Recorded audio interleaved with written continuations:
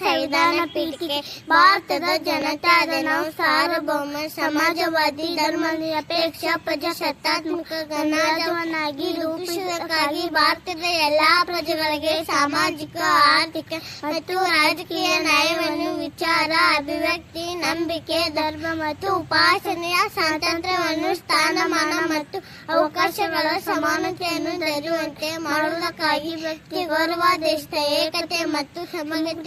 ಎಲ್ಲರಲ್ಲಿ ದಾತೃತ್ವ ಭಾವನೆಯನ್ನು ಮೂಡಿಸುವುದಕ್ಕೆ ಕೂಡ ಸಂಕಲ್ಪ ಮಾಡಿ ಈ ನಮ್ಮ ಸಂವಿಧಾನ ಸಭೆಯಲ್ಲಿ 1940 ನವೆಂಬರ್ ತಿಂಗಳ 26ನೇ ದಿನದಂದು ಈ ಸಂವಿಧಾನವನ್ನು ನಮಗೆ ನಾವೇ ಅರ್ಪಿಸಿಕೊಂಡು ಅಂಗೀಕರಿಸಿ ಶಾಸನವಾಗಿ ಬಿಡಿಸಿಕೊಂಡಿದ್ದೇವೆ.